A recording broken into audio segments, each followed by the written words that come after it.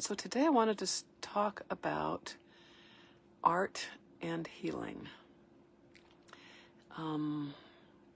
because I think it helps. One of the things I feel like I'm good at is helping people have an authentic relationship to their spirituality.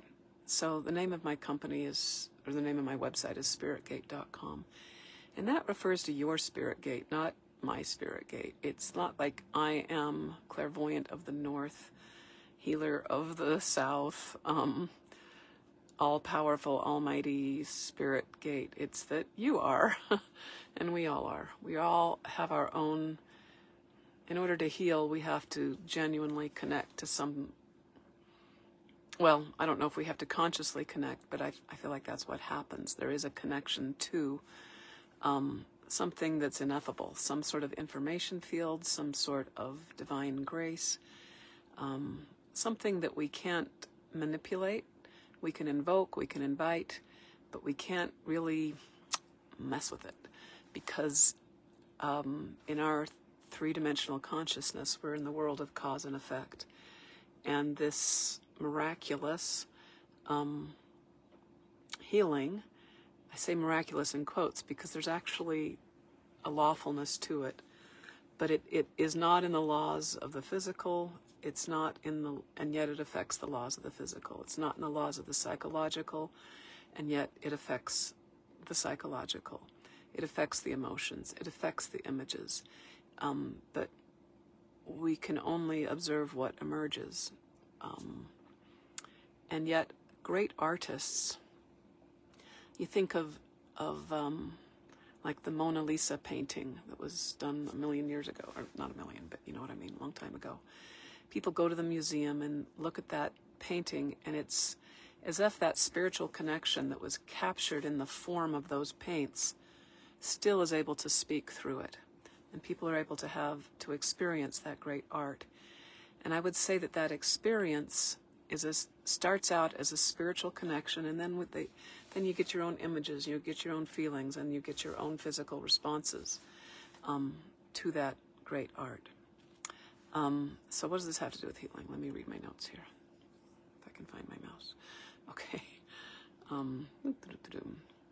Okay, so I feel like art is a spiritual activity. So whether it's dancing, painting, singing, all the arts, the form of the art is a container that seems to elicit the spirit. And so if we think of healing as an art, it seems to be like a helpful container to put it in our consciousness so that we can allow it to surprise and delight us rather than, are we doing it right? And just like with any art, like if you're painting and you're just learning how to paint, there are some skills involved with it. And if you're a dancer, you got to get your muscles strong and you have to develop muscle memory to do things. If you're a sculptor, you need to understand what happens to the substances that you're sculpting. So there's always a physical, anyway, most often there's a physical part of art. Like you're creating a form in the physical world, but that's not what it's about, right? Because if a machine creates that form, it's just not quite the same as that if a human creates that form. Although machines are getting pretty good at it. So that's nuances. We're just talking general trends here. So there's a mystery to art that we can't manipulate. And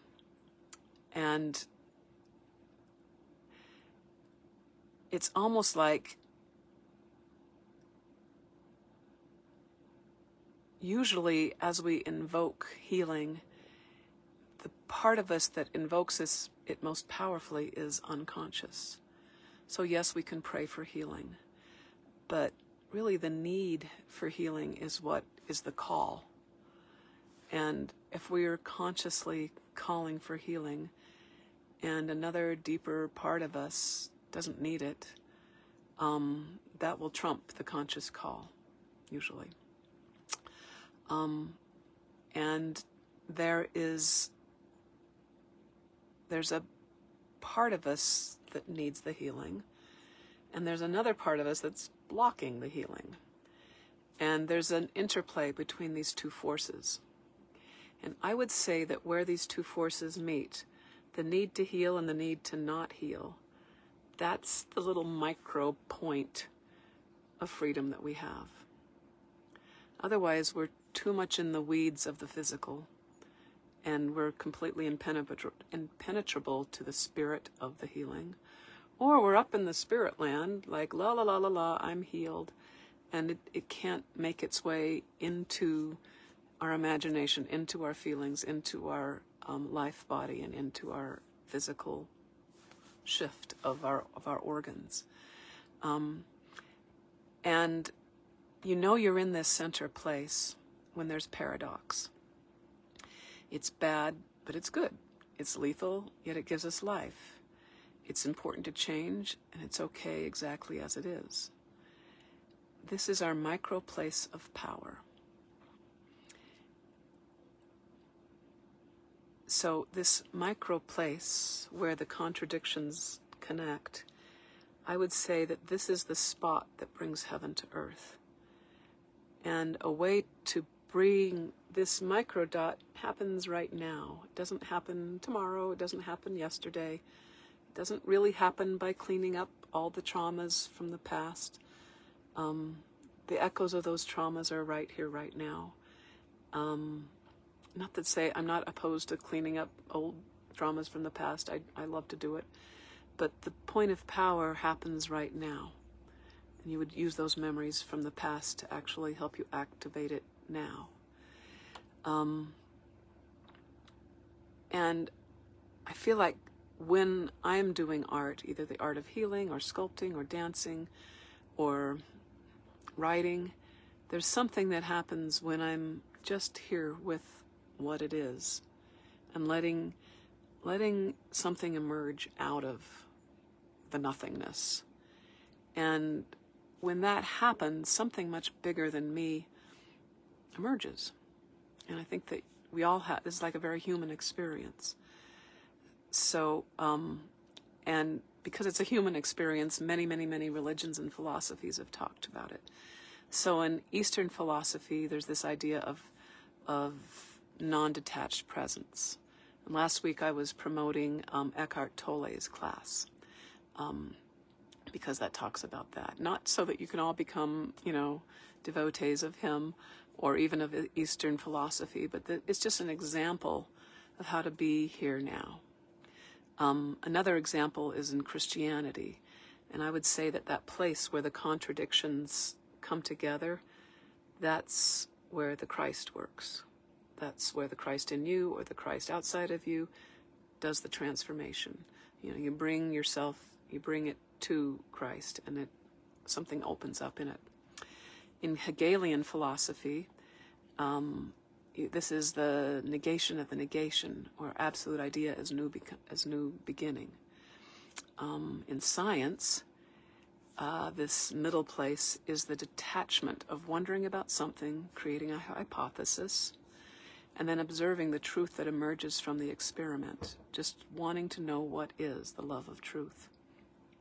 Knowing that your perspective is limited, but from this perspective, this is what it looks like. This detachment and ability to witness what is happening now, I think, is a spiritual experience that leads to transformation. So what I'm saying is you don't have to have my point of view, but there's probably an aspect of your point of view about God and reality, your philosophy of life, that contains this place of the need to heal and the need to heal and the need to not heal. And that we kind of want to be there with that and hang out right there. And how to do that, I feel like the Bengston Method helps me do that. It really is, you're there and you're not. You have all your desires and you don't have any of them. It frees me to be in the here and now. And my ego knows that all the things on my image cycling list are somehow being repeated very, very fast to the universe, so it helps me relax and just be here now. So what does, so let's see, I'm reading what I wrote. I invite you to go into your worldview and find this place, this location within your consciousness that is real and authentic and reliable, where these contradictions meet. Okay? And they're both real. The urge to, the need to heal and the need to not heal are very real contradictions and paradoxes. So let's talk a little bit more about art, because art is actually a mechanism, and it's your art, not necessarily my art. Sometimes you can look at somebody else's art and be healed, and that's a thing. But let's talk about your art. Have you ever written a poem and later felt that something was writing through you? You were amazed at the wisdom and beauty of what you wrote. It's like, wow, that's really good. Or have you ever painted something that surpassed all your conscious expectations? Like you thought you were painting a flower, and turns out it's a flower, but it's something so much more than a flower, or something like that. Have you ever sculpted something and found that without trying, something emerged from the clay or whatever you were sculpting that looked like you created it, and it also looked like something else created it? It's so, I think that's the fun of art, is this surprising and delighting of this co-creating with something that's beyond our conscious mind, which is sort of like what healing is. Have you ever danced a dance where the movement surprised and delighted you? Have you ever had sex and had tremendous healing energy happen without trying? Have you ever cooked a meal and found spectacular flavors emerged that were maybe initially hard to reproduce, but you decided to become a chef because it was so much fun? And with skill and repetition, your meals became art that other people could experience too. And yes, it was about the flavors and the salt and the acid and the bitter and all this and that, but there's something more that emerged from true food art or cooking art, chefing. Have you ever had a psychotherapy session where you were maybe talking about a topic and then something in the here and now just moved? That I would call a spiritual experience, all right? Even though it's like the art of psychotherapy, the art of dance, the art of whatever your art is. And then here comes, drum roll, have you ever done rapid image cycling? This is Bengston's method. And had spontaneous, heartfelt connections that surprised you and healed you and released something and allowed something to manifest. And so if you haven't, I would suggest that art is something that you can practice and you can get better at. A good artist can bring spirit into matter, and art is a human activity. I don't know that animals do it in the same way. So this is like claiming your birthright as a human being. And it's a birthright, like we can all do art. So it's not something that you have to be good at, like, oh, I don't paint, or like I'm bad with words, or like I don't have rhythm with dance. Like, you do have an art, even if it's science. That's also an art. Thinking effectively is an art. So let's just assume for a minute that you were an artist. Maybe you are, maybe you're like, that's a new thought. But let's talk about how to bring art to the Bengston Method, to rapid image cycling. Now, of course, this is just my thoughts about it. These are my goofy ways of playing around with it. And I hope they help you. They've helped me, they've helped my clients. When I work with my clients, I actually try to connect with their artistic sensibility, because that is their spirituality that's authentic. It's usually not about the philosophy. It can be about the philosophy or the religion that they've kind of attached themselves to. But often the more authentic place is, how do you create anything? And that is your spiritual activity, and that is your gate to your spirit. And it's usually informed by your philosophy. And again, it's about my client's process, not about my process. And hopefully my art is to elicit that in my clients. So one way to work artistically with the Bengston method is to artistically represent everything on your list. Now, if you're here for the first time, the Bengston method has this thing called rapid image cycling, where you actually visualize very strongly about 20 items that you want that you don't have. And there's more to the method than that, but this is a slice of it. And what I would encourage you to do is dance an image, paint an image, sing an image, sculpt an image, do graphic design if you're terrible at it. Like find an image on Google that elicits the same feeling that you have. Like do some sort of form, something that your physical senses can consume that connects you to what the essence of that's behind the image. That is a spiritual activity that you can do. And you don't have to do all 20 every day. You can just do one a day, and that will freshen up your list. And when I work with my private clients, we actually experiment with this and notice the differences when we're artistically interacting with our list and when we're not artistically interacting with our list. It's a huge, huge, huge fundamental difference. It just becomes alive and starts humming and singing. And then, like any good artist, like a world-class artist, you let go of much of your artwork. You sell it. You give it away. And years later, somebody has this art that you made 20 years ago, and they have a spiritual experience. Not necessarily a see God thing, but like an authentic connection to their humanness, to their freedom, to something melts in them, some block lets go.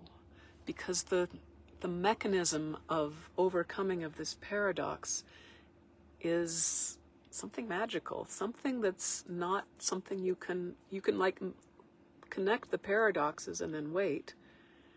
And if you're patient enough, it always opens up into something new. And art is a way to do that. Okay? All right. So once you've let go of it, so in the rapid image cycling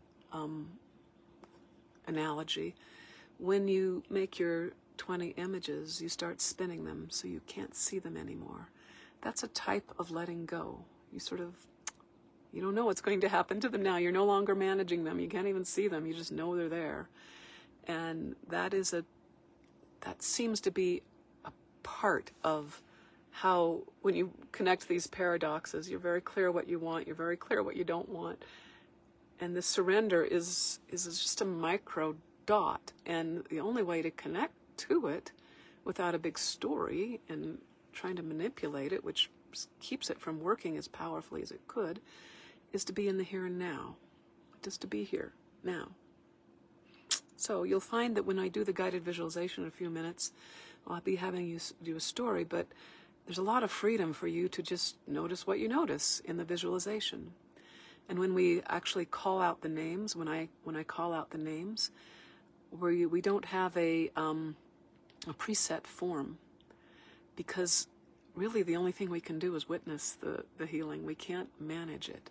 We can't send a lot of love and light to it and expect that to make it work any better, because that's us manipulating that infinitely small yet infinitely powerful place. And if we confuse that with our ego of, if we just blast a lot of light to it, it'll work, it's not going to work so well.